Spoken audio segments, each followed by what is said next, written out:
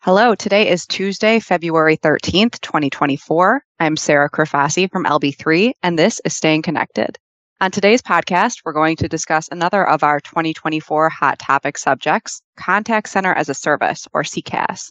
I'm joined today by Laura McDonald, a partner at LB3, and Julie Gardner, a director at TC2.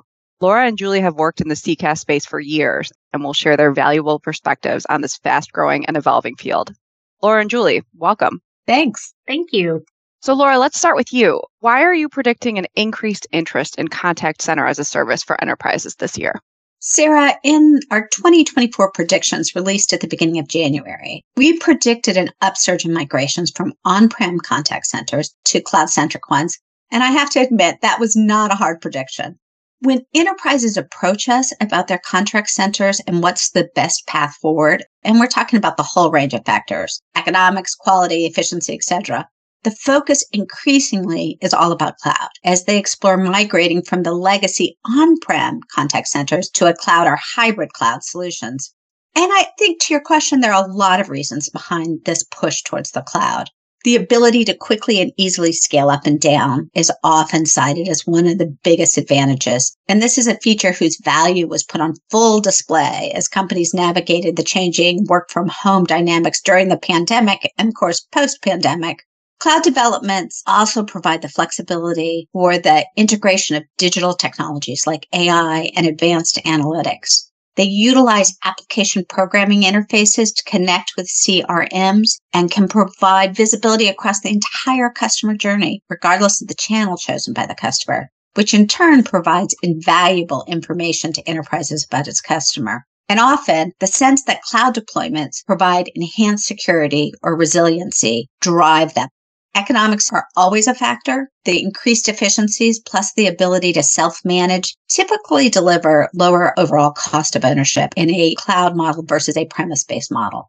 Okay, so it sounds like there are a lot of very compelling reasons then for our enterprise clients to migrate to cloud-based contact center solutions. How can a customer navigate that migration?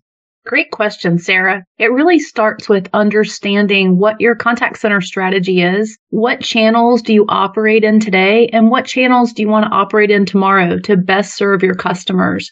You also need to understand your use cases and your integration of requirements along with your existing demand set. While this may not sound like a heavy lift, it actually usually is. Because of the nature of contact center services, which are customer facing, and they're also revenue impacting, there are normally many internal stakeholders, as well as senior executives, your IT team, cybersecurity, and privacy teams that are going to need to be consulted.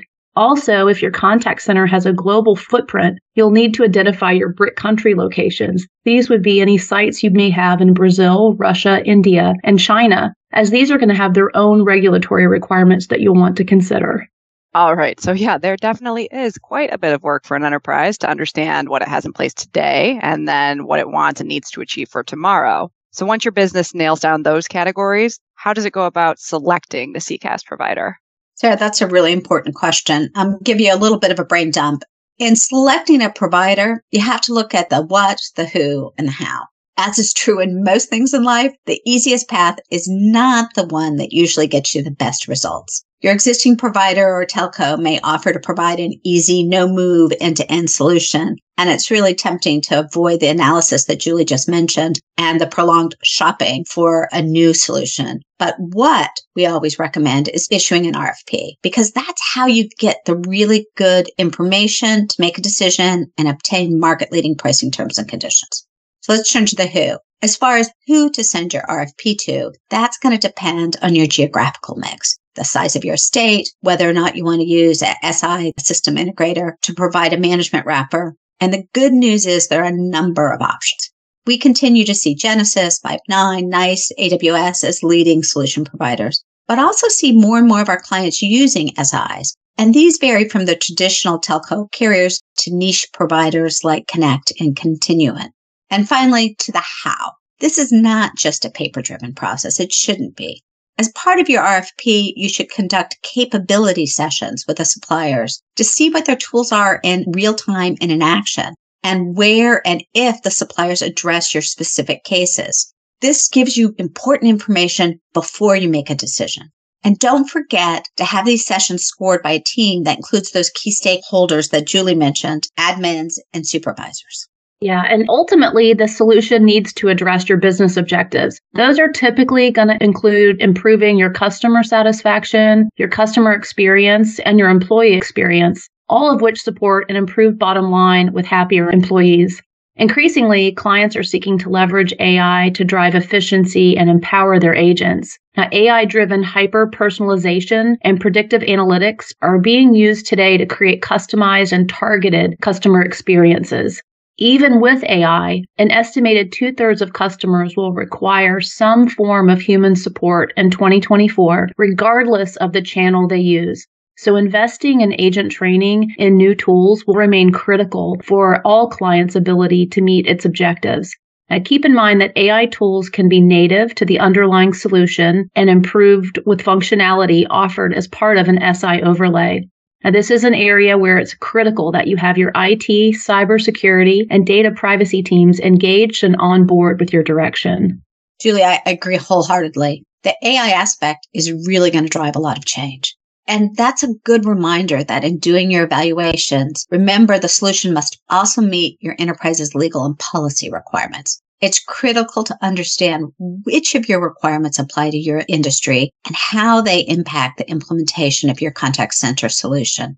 So while you're kicking the tires on the operational solutions, you should make sure, as you point out, that you bring in your legal and security teams and you chase down the myriad of terms and conditions, including those hidden in the provider's URLs. You have to understand things like what's the intellectual property and who owns it, how your data is being preserved, and what is your access to it, both during their contact term and after it, how it's secured, how and what you're paying for, and of course, what is your plan B if you're not satisfied with the solution? And a word of warning, don't assume that your existing premise-based contact center terms will be sufficient for a CCaaS solution. Got it. So how does a client go about migrating to and then managing a cloud-based contact center? Julie can add on, but remember the RFP that we spoke about? That is where you need to capture and gain an understanding of the implementation activities, including the training Julie mentioned, timeframes, and cost. These services can be provided by the underlying solution provider or an SI or in-house. But keep in mind, even if you outsource part or all of the implementation or use an SI management wrapper, you still need to identify your internal run and maintain teams. This is the internal team that will have oversight and responsibility for the day-to-day solution management, which is required even if you have a service wrapper.